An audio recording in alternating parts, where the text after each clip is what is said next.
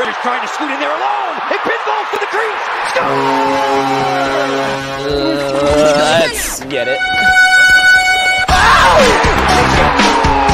Oh my God! Here we go. You're listening to the Street Bullies podcast with your hosts, Derek. How you gonna get it, Bobby? John. Matt Casey. Unnecessary, but totally necessary. And Cody. What's not to love?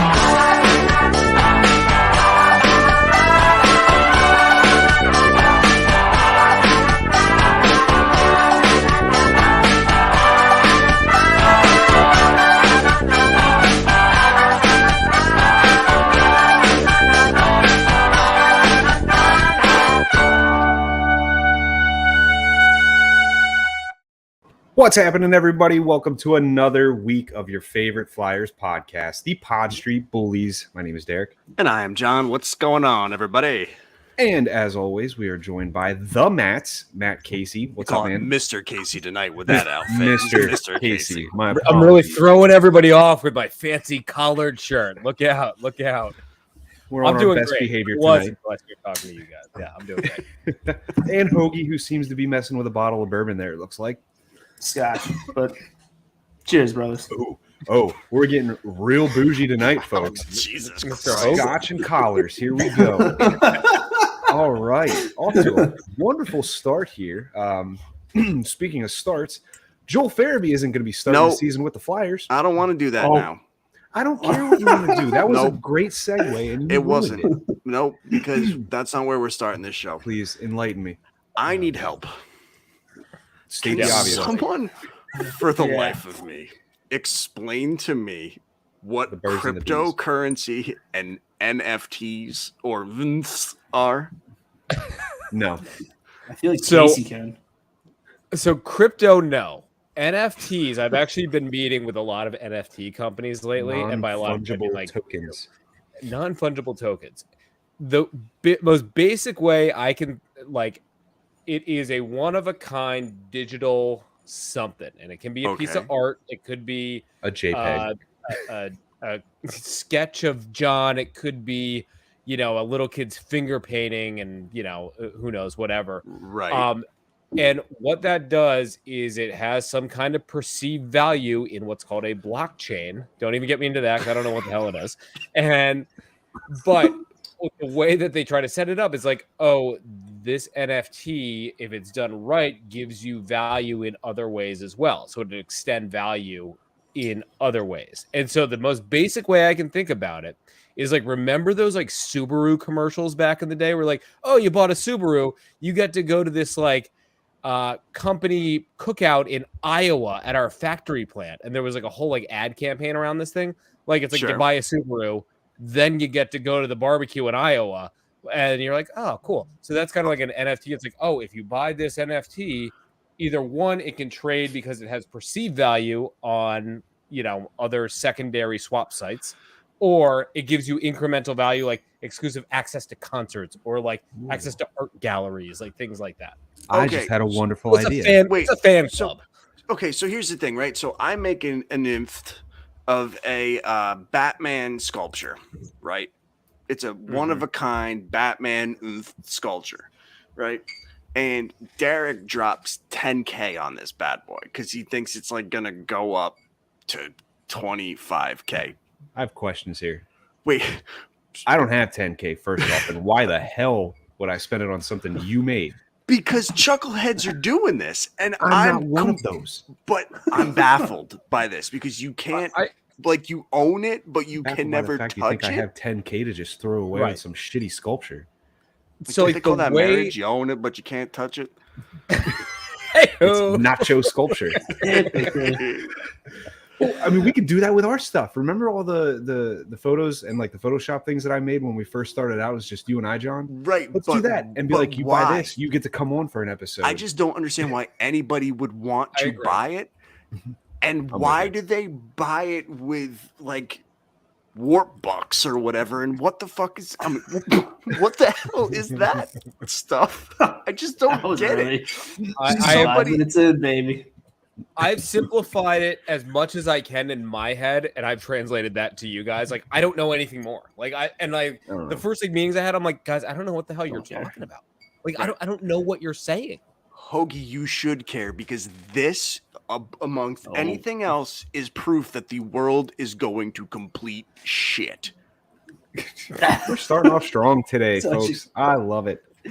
Anyway, we are not a financial podcast. I'm sorry. Absolutely not. I've seen way too many things about these. I was sitting down with one of my wife's cousins, and he was talking about all this money he spent on NFTs, and I'm like, well, dollars? He's like, well, no, gems or whatever. And I'm like, huh?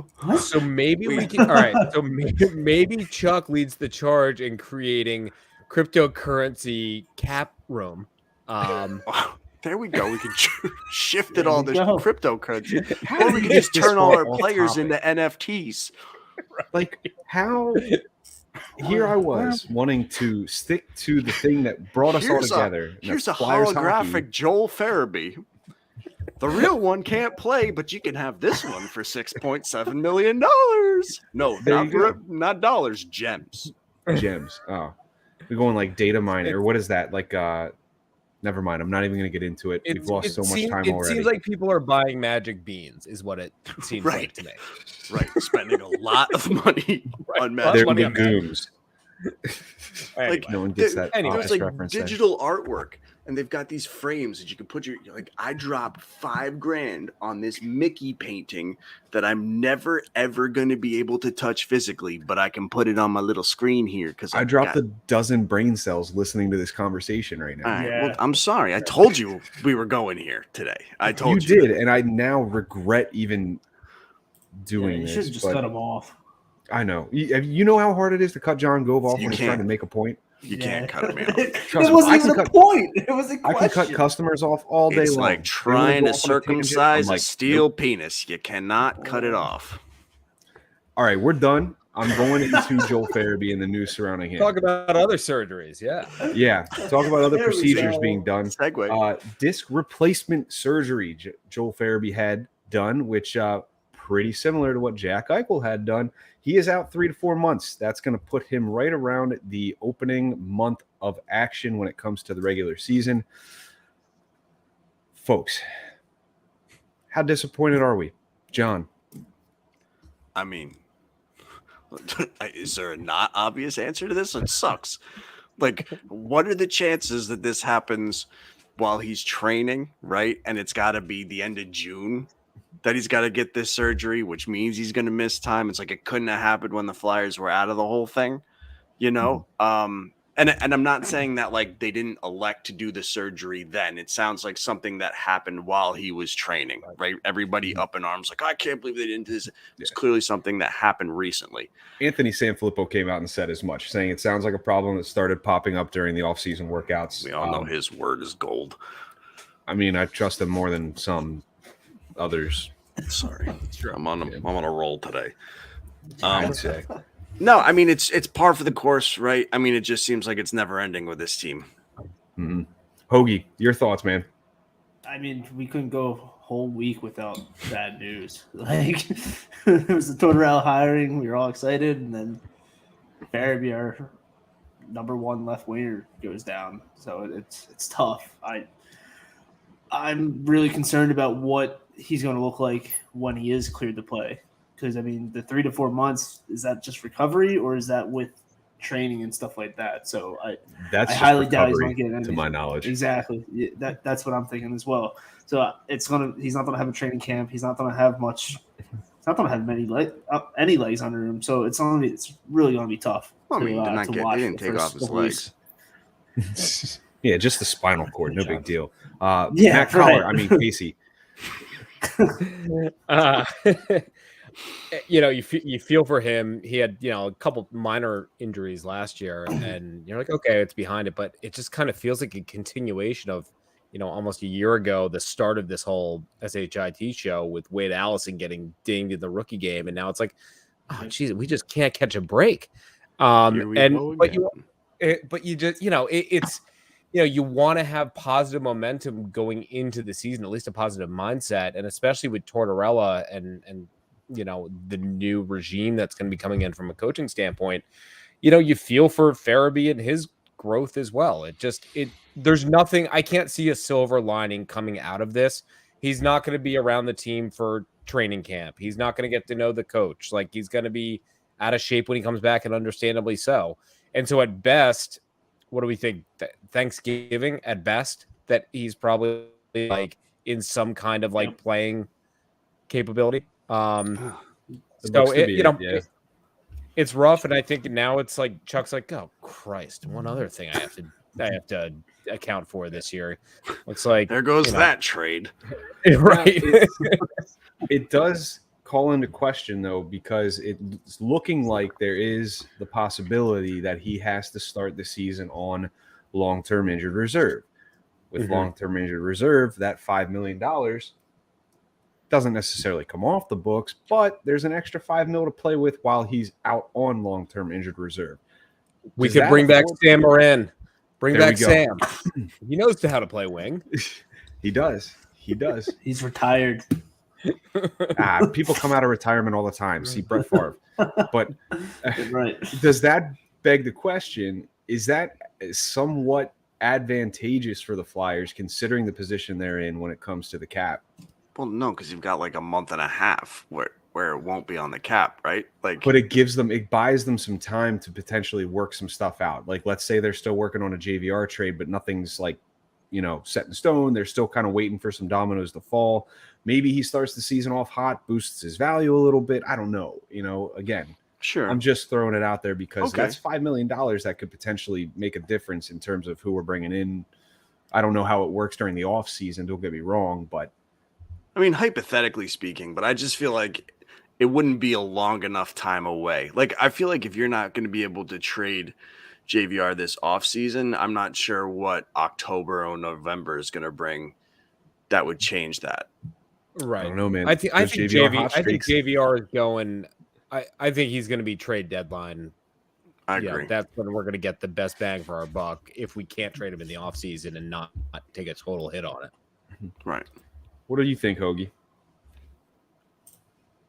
Do you think? Sometimes, only sometimes. I say LTIR and let's pull a light. Busy Googling NFTs. Just bring it back. No, go ahead. I don't mean to cut you off there, Hoagie. That's all right. No, LTIR him, and then let's move JVR. Let's make something happen. Let's try to bring somebody in that we can, use some cap space for. So hire him. It's tough. Yeah. Hire him, everybody. Hire him. Hoagie. He's got all the moves. Gotcha. I'm intrigued. I'm intrigued by the proposition of putting him on long-term injured reserve to see if the Flyers could finagle some type of move and help this team essentially. Obviously nothing set in stone, but I don't know. It's an intriguing prospect. Okay, just because I'm legit curious. I'm not doing this to poke fun at anybody, which is a rarity. But so we put Farabee on LTIR, right? Let's say we have that money to play with until November, right? What are you hoping could get done where the Flyers, realistically get done where then the Flyers would be under the cap when that money had to come back on the books? I guess I'm having a hard time seeing what the value would be, because it wouldn't be him gone for the whole season. Sure. So what you get a month and a half of Farabee cap relief? Is that what it comes down to? Right. And then I'm just worried how we're going to get rid of that money by the time he came back, I guess, would be my concern. It gives you more time to work on a deal, but deals aren't very common or that early on in the season. No. They're doable, but they're not common. You could potentially, I put too much faith in Chuck Fletcher in this scenario, but you could catch a team early on who's on a hot streak, thinks that they're going to do something this season, and be like, oh man, I got to make a move before somebody else does. JVR's on the market. Maybe he can be the final piece. Whoever the hell would think that. And rob him blind. But again, I'm giving Chuck Fletcher way too much credit in that scenario. So you're like thinking about the Farabee on LTIR thing and hoping for a prayer. It's a hope and a prayer. It really is. Yeah. All right. Yeah. I mean, realistically, what this does, though, like in layman's terms, is it takes a team that already has extreme issues scoring. It takes like one of their top scorers out of there, or potential top scorers out of there. Right. Jake Van Riesdyk James Van Riesdyk is our top scorer for the record. Says a lot. Yeah, it's good. Yeah, Good stuff. From one to another in terms of cap, the Flyers did sign Felix Sandstrom here. There's a 2-year deal in place, $775K per year, which does one of two things, and that's what we're going to discuss tonight, because you've either got your backup to Carter Hart, unless Fedotov just completely blows the doors off the place right out of the gate, or you have your starter in the AHL. But that is up for discussion because there's an interesting caveat that we'll get to here in a little bit. But initial reactions in terms of Sandstrom signing, what do you think, John? Well, I think there's a few things here. It's interesting to me how many people are ready to pencil in Fedotov as the backup goalie because he's played 0 games in North America. Mm-hmm. To me, I look at it as if we're not going to go veteran, which I think it's about time that we spend our money elsewhere and we say, okay, we need to use some of these goalie prospects. I think it's a 2-horse race between Fedotov and Sandstrom because Sandstrom has, experience, like 2, 3, 5 games in the NHL, but before we see any more from Fedotov, he should get just as much of a chance. But it has to be one of those guys to me, because if you bring in a veteran, right, you have a logjam. You've got Sandstrom, you've got Fedotov, you've got potentially Ustimenko, and you've got Urson, all potential AHL goalies. That's way too many, and I don't think any of them should go to the ECHL. So to me, signing Sandstrom is okay. We're either going Fedotov or Sandstrom as the backup to Carter Hart next year. You think the same thing, Matt Casey? I think so, and I like it. Enough's enough. Like Right. I think, we've done the veteran thing, and I don't want to bash on. I can't even remember his name. Who did we have last Martin year? Jones. Back up. Martin Jones. I can't even bash on Jones. Yeah, you literally created the whole Martin Jones and me. Like, come on. There's only so much room up here to keep all the genius that I have. But, Martin Jones, I think, played admirably for a really, really dismal team. And I wouldn't, if we signed him at a reasonable contract, I wouldn't be like, damn it, Martin Jones again. I'd be like, okay, whatever. But I do think it's like a good sign that, all right, let's look forward. Let's try to get these guys going. Let's try to, capitalize on the great Russian goaltending that seems to be happening. And, where's Sandstrom? What's he, Swedish? Yeah, I think so. So there's great goalies coming out all over the place. At some point, they got to get a shot. Sure. And Alex Lyon, kudos to him for winning something big. We're not bringing him back, and so I love that video of him flipping everybody the bird. That was pretty cool. So I don't know. I'm cool with it until one of them lets in just a beach ball, and then I'm going to be really And the fact that Carter Hart's missed time almost every season, like that's a cause for concern, right? Sure. Right. Absolutely. What are your thoughts, Hoagie? No, I really like this. I'm done with the veteran goaltender. We've had the Elliott, we've had the Jones. Like, it's kind of this saves us on cap because we don't have to pay a veteran goaltender $1 million+, and it's a hometown deal. It's kind of a win-win in terms of cap. So I'm excited to see who kind of wins that goalie battle for 1B. Or I don't even know if you do a 1B anymore. It's going to be a backup. Yeah, exactly. So no, it's smart. It's time for us to do this. I think we need to start investing in the kids in the organization and see what we have this year. I think that's how we have to make out with the season. John acts like raising his hand's going to do anything. He's going to talk anyway. Right. Trying to be polite. I also think, and if you think about Carter Hart too, it finally takes away the hand holding. Like, I think so much has been like, we want to be careful and gentle with our young franchise goalie, and we're going to keep giving him, the backups who are veterans who come with experience to give him like that. It's okay, Carter. We've got Martin to help you out here, and now it's like, nope. Nope, we got Felix and Ivan. Yep. This is, if you can't perform, we're going to suck. And I think he needs that now. It's about time that he's treated like the savior by the organization if we're all going to talk about him like it. The one thing we wouldn't allow for Steve Mason, letting him be the guy. Right. Yeah. At some point, you got to put faith in him, and like you need to know. Right. And if he's not it, then you got two guys coming up. I'll also say that if we wanted a veteran goalie with maybe 1 year left on the tires or something like that, like we can trade and get a veteran goalie with mid-season and try to make that happen. It's not ideal, but yeah. At that point, we're not looking for a top-tier backup goalie. We're looking for somebody that can plug and play. A legit savior. Not doing well. Yeah, right. We're not looking for somebody. Yeah, but no, I think what adds another layer to this is, and that intrigues me at least, is that Ustimenko is a restricted free agent as well. So right now, you're looking at potentially Hart, Sandstrom in the NHL, while you've got Fedotov and Urson. Yep. Urson in the AHL. So where does that leave a guy like Ustimenko, who to this point, aside from the last season when he was out because of the torn labrum, I thought he impressed, and I think he actually outperformed Sandstrom for a good bit there while he was with Reading, I know for sure, but then got the call up to Lehigh Valley as well. Yeah, I don't know. To me, it's like he's kind of the odd man out here. Right. We haven't signed him, or we have signed it. He's an RFA. He's like a 10.2 or something like that. I'm not exactly sure what that means. Yeah, but it just means nobody else. Like, I don't think you can tender him. I think like you own his rights as long as you're willing to sign him. Right. Like like it's with RFAs, right? You can tender them, and it's like okay, but somebody else.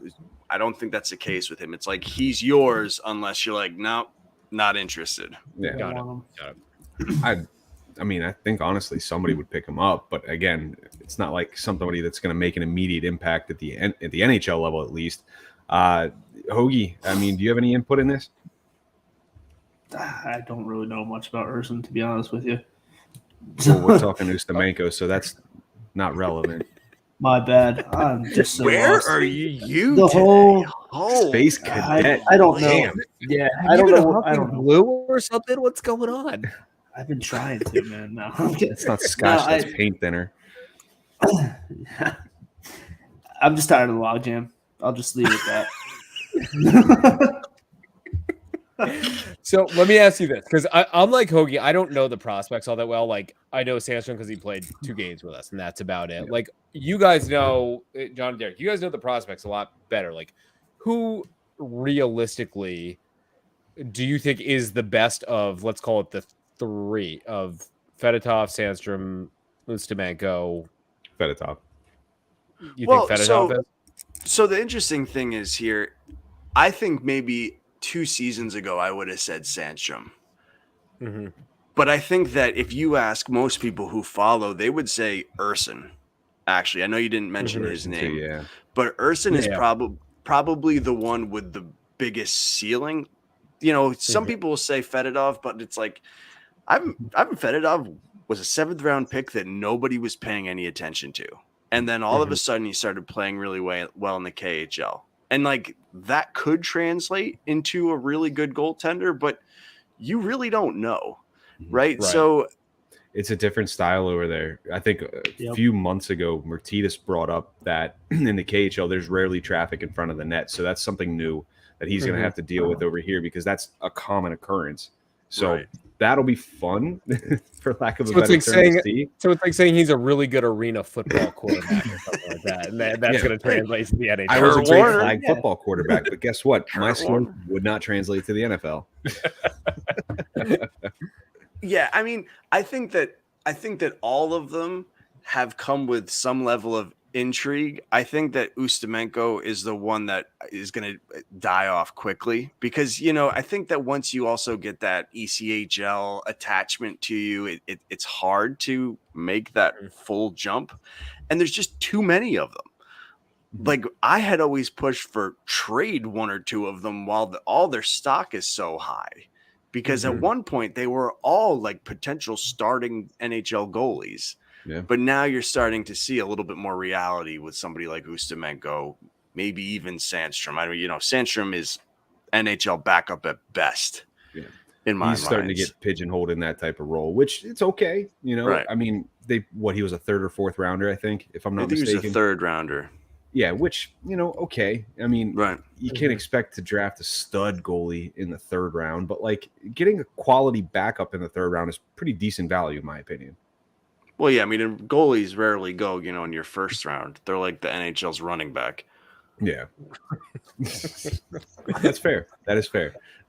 But I was always, and I mean, John and I have talked about this multiple times about these goalies and this situation and what's going on. We've written countless articles regarding this for various websites.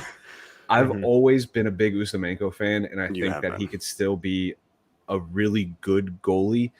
But this season's going to be key in determining whether he is or not, because coming back from a torn labrum, the surgery and the procedure that he had, it's going to tell a lot about the type of goalie, the type of person, type of player that he is. And I don't know if he gets that opportunity with a guy like Fedotov, if Urson's going to be staying in the AHL to get some game time there as well. Like, what's the approach with Fedotov? Are we going to, give him the keys in Lehigh Valley until he outplays that and goes to the NHL? Like, a lot of variables at play right here. I mean, I think the biggest X factor with all of our goalies is, can they play without a defense in front of them? Because that's been the trend.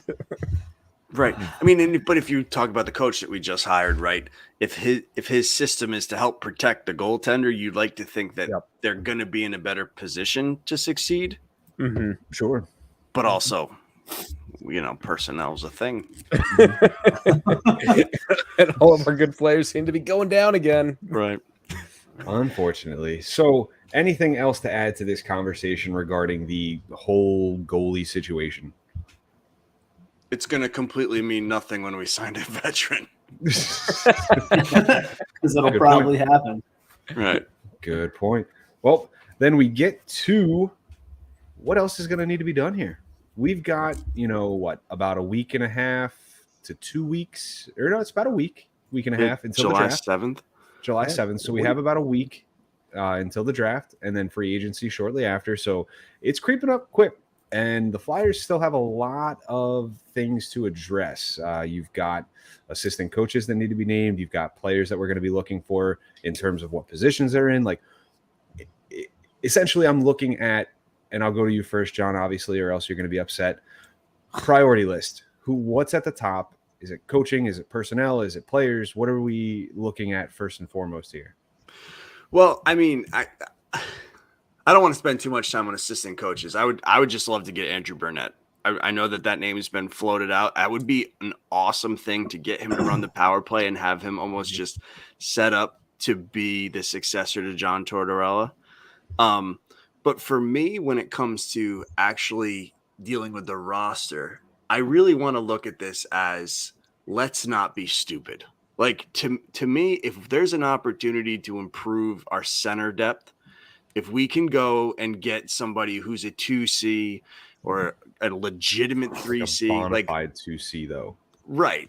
Like something where it's just like, okay, we have all these question marks elsewhere, but we know moving forward we've got 1, 2, 3, and it's solid. To me, that's the big thing I'd like them to go out and address. I think everything else, you've got to look at it where it's like, if it's there, great. If it's not, I view more of when we can get rid of the money that JVR's contract brings as more of a, okay, next season, let's go out and make some more aggressive moves. If you can improve your center depth, do it. If not, just be smart and understand that next year is like, let's see if Tortorella can get this team to outperform their abilities. But I just think there's way too many question marks internally. I think you can't go out and spend a ton of money you don't really have or waste a lot of assets that you're you're really limited on when you don't know what Couturier is going to be like, when you don't know what Ellis is going to be like, what you're going to have in Farabee, what you're going to have in Hayes. Yeah. Too many question marks to commit to this year being like, oh, we're turning it all around. Sure. Yeah. Matt Casey, what do you think is at the top of the priority list for the Flyers right now? I think it's more of a characteristic, which is like grit and toughness, which this team has been founded on, but has strategically left. But I'm talking about. I'm not even talking like fourth line guys. I'm talking just like I keep on going back to like Pitlick. Like I thought Pitlick was like a really, really good like. It's a mentality. It's an attitude. Right. And I would even put what's McEwen in there. Like, I think he's a good guy. Sure. He's not gonna make or break your game, but like, he's a good guy to have on there. So I think anyone that you're looking at right now, like let's assume that John's right, and I agree with him. We can't be stupid and empty the cupboard because we're not going to win this year. We are not going to win a championship. At best, we're going to be competitive towards the end and maybe at best sneak into a wild card spot. And like that's a harsh reality, but like the key is just getting tougher to play against, tougher to, and really building up the mentality and the character of the team. And so I think that no matter who you get, it's got to have those characteristics. Now, in terms of like position, I think you gotta, if you can find a 2C that can fluctuate 2C, 3C at a reasonable price that isn't gonna, break the bank. You have to do it. We have Lawton, but like we can't rely on Lawton on center anymore. I don't think it's fair to him, quite frankly. Much rather have him at wing. But like, if you have a guy who's a solid 3C, get him. Like, get him. That's a depth piece that you can bring in there. And then I also like with the Ellis question mark. I don't know what you do, but we have a defensive pair that needs to, or a third line defensive opening that needs to be filled, assuming that York, will be on the side there. But you need someone in preparation that might be able to play up for some games or multiple games, because I just don't have faith that Ellis is going to be ready right now. Mm-hmm. I don't think anybody does at this point. Let's be honest. How could you? Yeah, right. Yeah. I mean, I'm as optimistic as they possibly get, and I have zero faith that Ryan Ellis is going to play this year. Sure. Yeah, I'm with you. Like nothing's like told on me their otherwise. 13-game losing streak case. You guys watching the game? It's like, dude, Desperate Housewives is on. Shut up. Oh God, Hoagie, the top of your priority list right now for the Flyers. Where are we at here? Naming future captain Scott Lawton. No, I'm kidding. I once again this year, I think we have way too many question marks and we have answers to anything, and I can't even find a question to even pinpoint to really go after. I think you kind of have to look at the roster as a whole and just see who's going to be a part of this future past this season, because I really think that we don't have the cards to really make a big splash for a big free agent signing, a big trade. I think we kind of have to sit on what we have and see who is really going to propel this franchise forward next season. So next season, the 23-24 season is what I'm saying. So I would love to go get like a Burnett, someone that's going to run a power play. I think that would be killer and stellar, because I think Tortorella and him will mesh really well and get the offensive prowess going in this team.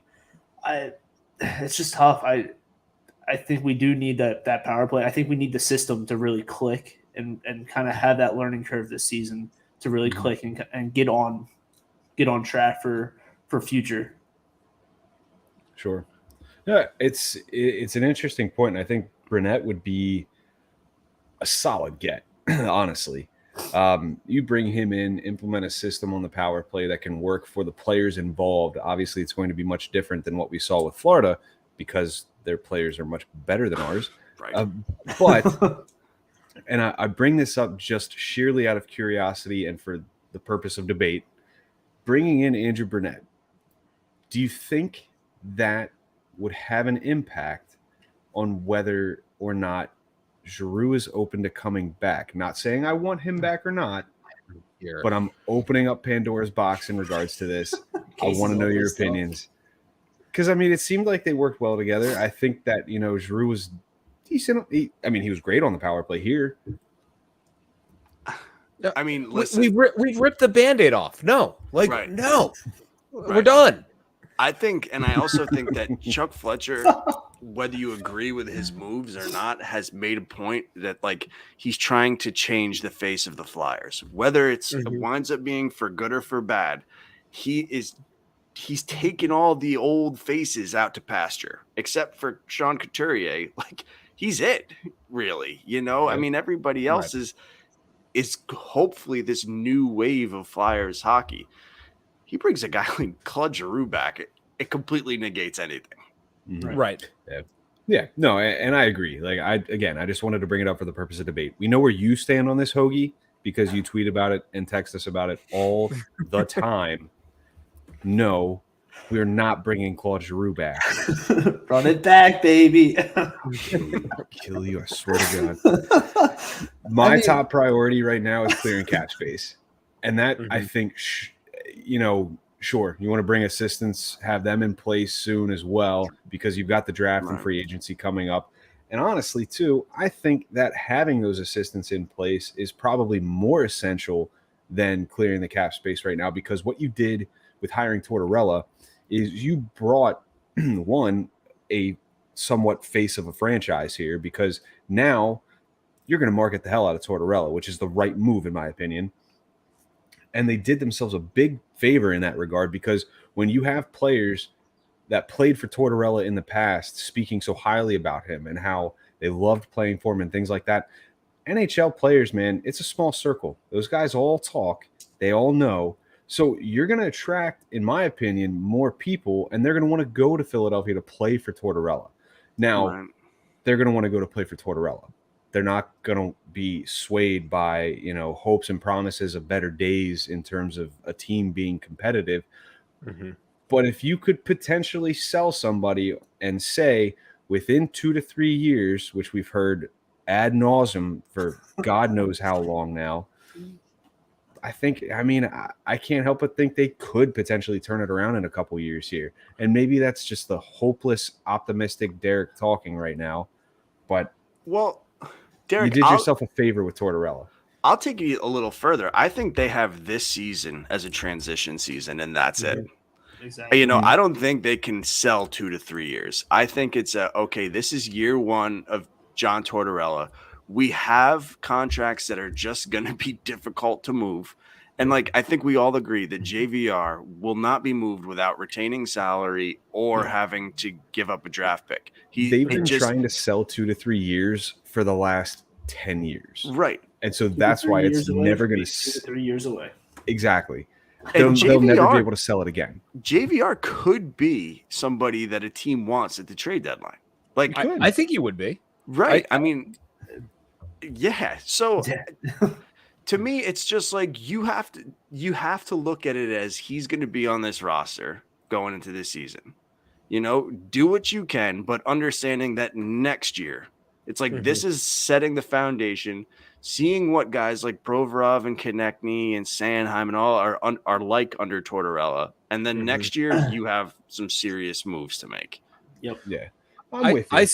I still think Chuck's going to make a move though, in the offseason. I don't think it's going to be a Goudreau move or anything like that. But I think he knows he has to shake it up a little bit. There's no way that you're getting all this feedback, that Tortorella is dishing out, that it's the locker room is splintered.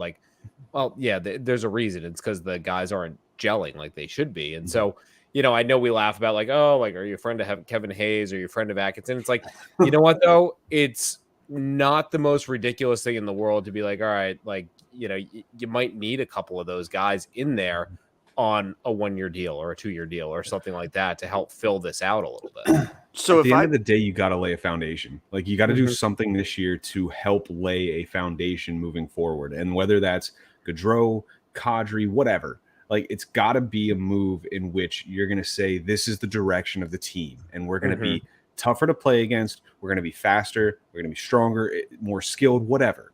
Like, there's got to be a direction. And that plays into another one of my points. And what I'm looking for in the next couple of weeks is what that direction is going to be. So what if I pitch this to you, Derek? Mm-hmm. What if I say this offseason, the Flyers go out and get a third pairing defenseman who could play up to second pair if need be. And they go and they grab a kind of like a tweener centerman between third and second line center. Then they leave the wing to the young guys. Be like, all right, everybody, this is your opportunity to prove something on the wing. Yep. Are you satisfied with this offseason? In a way, because we didn't devote an unnecessary amount of cap room to people that I don't think are going to pan out. Like a Kadri, he's going to get a huge pay bump, which good for him. I'm happy for him. Don't think he should get it here in Philly. Gaudreau is going to be a hell of a contract, whatever team he goes to. But if you're telling me that that third pairing, maybe second pairing defenseman is going to slot into the lineup, have Cam York on that second pair, maybe with Ristolainen, and then that top pair, I'm not going to lie. Like, I'd be okay with a Sanheim-Provorov top pair, depending on who's on which side, but it seems that Provorov's reluctant to play his opposite side, but whatever. Tortorella's going to tell him what to do, and he's going to like it. I'd be okay with it because you have Cam York, who's getting better. Ristolainen, as much as people want to hate on Ristolainen for what he is what he is, and I don't mind him. Right. But that top pairing, Sanheim really played well last year. I think it could add some stability. Don't forget about Ellis now. If Ellis comes back, I'm discounting the fact that Ellis is part of this team because he's played 4 games. And then a 2 to 3C, a guy that you can interchange with Kevin Hayes. I'm not opposed to it, because Hayes could be a 2C, and I think adding Tortorella to the mix will really show the type of player Hayes is, and that could be a bona fide 2C, and that'd be great at $7 million a year. I just take away the money though, and everybody else says he's a 3C. Like if you just got rid of the $7 million, everyone goes, he's a third line center. He is. Yep. Now, if he can play like a 2C though, put up 70 points, maybe like 70, I think would be fair. Call it what you will, I don't know, but you got to surround the guys though too. So having those young guys on the wings, it's tough. They're going to blossom. Farabee, I think, is going to get better once he's back. You've got guys like Tippett who could, on the right line with the right combo, which I still think Tippett, Hayes, Farabee would be a fantastic line. It's just there's a lot of variables there, but if we're talking in terms of this being a transition year, what am I going to be how mad do you at? argue with it, right? Yeah, how am I going to argue with it? It is what it is. So in our rationale there, we've all said we agree that there needs to be a 2/3-ish C. That's insinuating that we have all lost faith in Frost. Is that right? Yep. Not necessarily. I think he's better suited for the wing. I mean, if we've lost faith in him as a center, sure. I think at this point, I just think at this point, somewhere on this roster needs to show stability. There needs to be something that just shows some sort of solid foundation. And Morgan Frost is just a name that it's 2 years ago, Derek, we were debating about him and Nolan Patrick and who would be the 3C of this team next year. I mean, the next season, we had that debate. It's now I don't think anybody can sit here with any sort of confidence and go, well, this guy should definitely be your third line center. Right. Absolutely not. Absolutely not. No. He's a better option available option. Yeah. Yeah. It still amazes me that when he came up, he was our 1C with a limited role, and it was kind of a hybrid role where he wasn't taking face-offs or whatever. It blows my mind that that's where we've gotten to in terms of Morgan Frost. And I can't say it's not through any fault of his own because it kind of is. I also look at it though, I mean, at one point last year, we didn't have a single center on the roster. Like everyone It's was Scott hurt. Lawton playing 1C. And so like That's my boy. I'm like also hesitant to like trade because like who the hell knows what happens, but that guy's value is going to plummet even more in my mind. And maybe he's a guy who thrives under Tortorella. Who knows? I don't see it, but like maybe he is. But if you can get someone interested and with him as part of a package deal to improve and make a trade for a bona fide defenseman or a bona fide 2-3C with Frost and a couple other people involved, like I think you have to do it. Would you do something like, so we keep talking about JVR and clearing cap space, and you wouldn't want to put a draft pick attached to it. Would you attach like Morgan Frost? Like we'll give you JVR Morgan Frost for like a throw-in 5th round pick.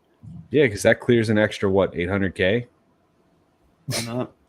That'd be tough, man. Right? I would rather. But my ideal scenario with JVR is that you obviously trade him, but I would much prefer to just eat some of his salary than sure. Give but up.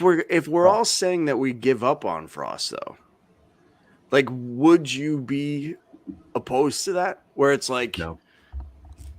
I mean, what did they have to give up to get rid of Ghost's money? Was it a second? It was a 2nd round pick. Would you rather give up a 2nd round pick in JVR or JVR and Morgan Frost?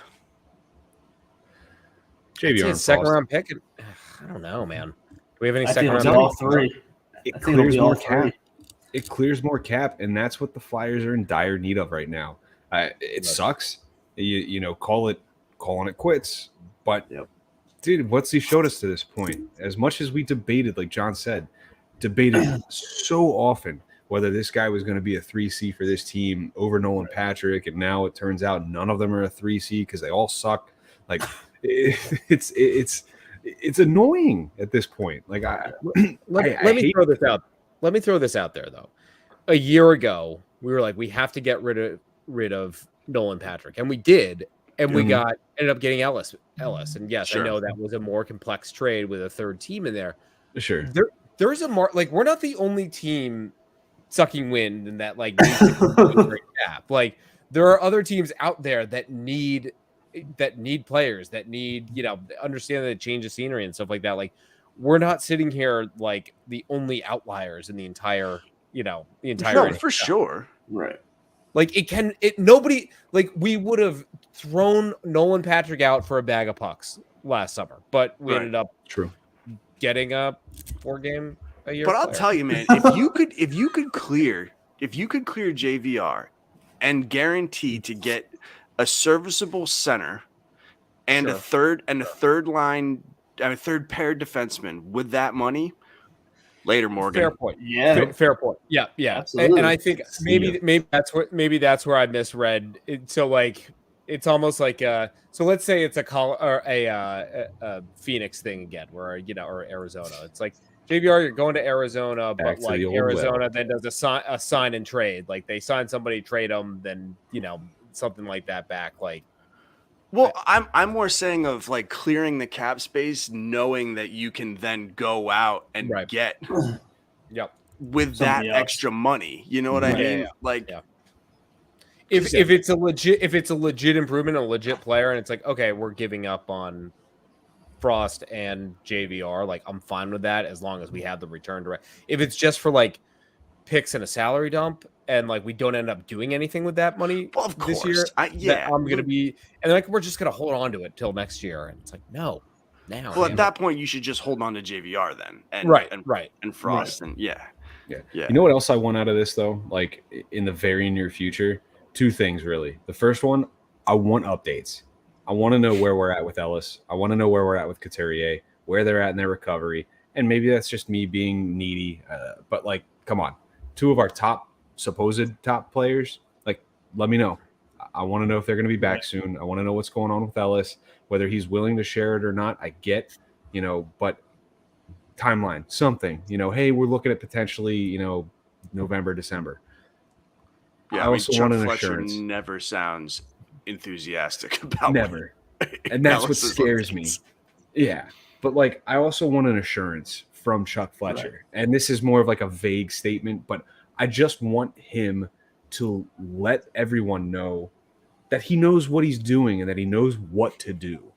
Because it's like at this point, I feel like we've probably used this analogy a million times, but he's just throwing shit at a wall and seeing what sticks.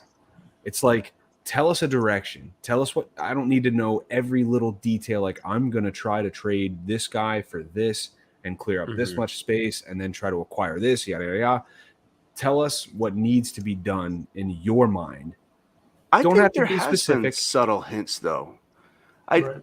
I do really no, but like most recently, and I know we referenced this show a lot, but most recently when he did his interview on Flyers Daily with Jason Martinez, he full blown said that a lot of the younger players are going to get their opportunity, that they're going to call on a lot of young guys to fill the voids that are on this team, and it's like this is their chance, you know.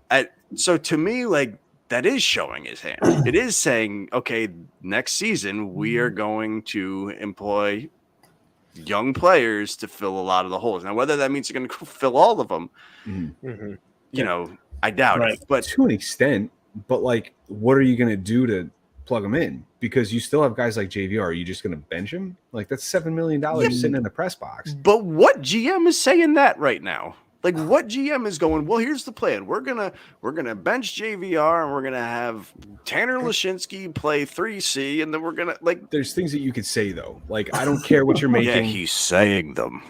Understand this. You can say it in vague enough terms so that way you're not like, oh my God, he's absolutely talking about JVR.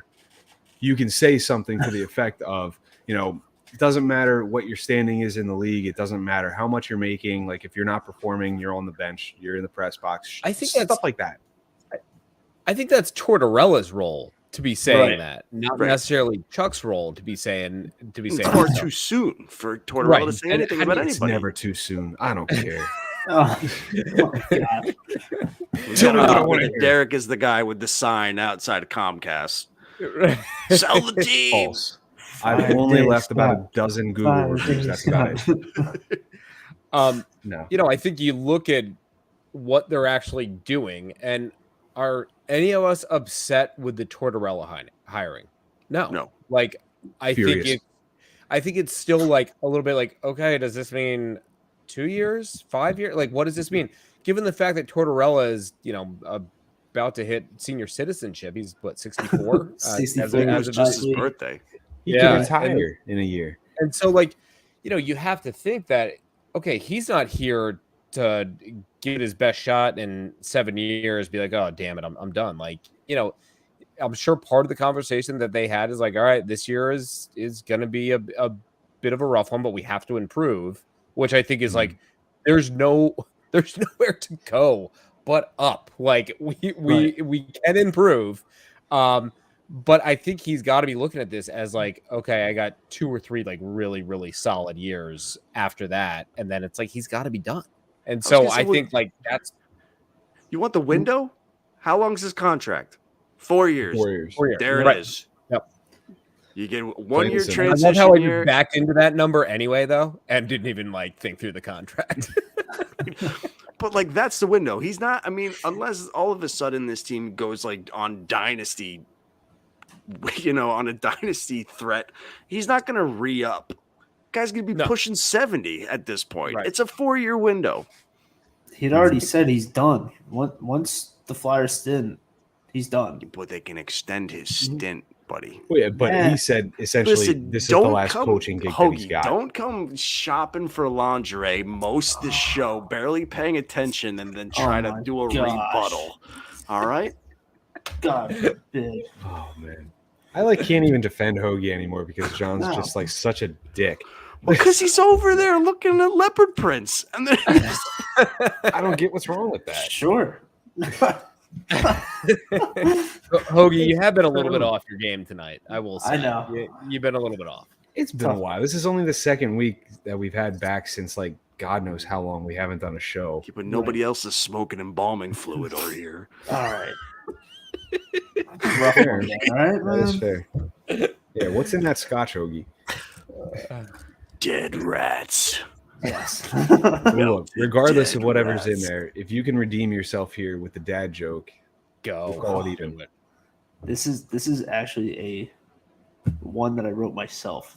It was Oh, great. good God. This better be good. This better be so good. Hoagie, you're going all in. You're I trading all brought your it out. first-round picks. That's what he's been doing this whole time. He's like, did I write this backwards? Huh. I pulled it out last night and it was perfect. So lately, my wife's She been didn't say reading that. articles. She's been reading articles on alligators in Florida and how they're eating people and kids and dogs and whatever. Right? She keeps falling into a deep hole for reading article after article. So I looked there and I was like, "So the alligatorism really got you, huh?" That's a fail. No one's laughing because they thought that was funny, by the way. The I like all right, it. say it again. The aller. Alligatorism. Alligator. So algorithm. It's like a play on words there. Yeah, But wait, but I don't get it. Why is there an algorithm? because she kept getting fed. She's these going down a click alligator hole, stories. and they keep Oh. serving her. Yeah, Hoagie. That's I mean, I can't believe the I'd logic say there. this, I but liked it. stick to Flyers podcasting. I Buddy. The like logic is there. I get it. Mm, Just yeah. yeah, I said it. I literally Solid said it to her attempt. last night, and I was like, "Yeah, that was bad. I'm sorry." fancy on the dismount, but the landing just Did couldn't not stick it the there, buddy. landing. Whatever. All right. Well, sorry for the bust of a dad joke this week, folks, Oof. but hopefully we'll have a better one next Lesson week. learned, Hoagie. I got a whole Don't- book of them just in case. Don't trust your own material, bud. Every once in a while, you have to. Hey, I Bounce it give off you somebody credit first. for trying, man. It's not Hey, the that's easiest true. thing in the world to try. That takes I got balls. laughs last night. It was fine.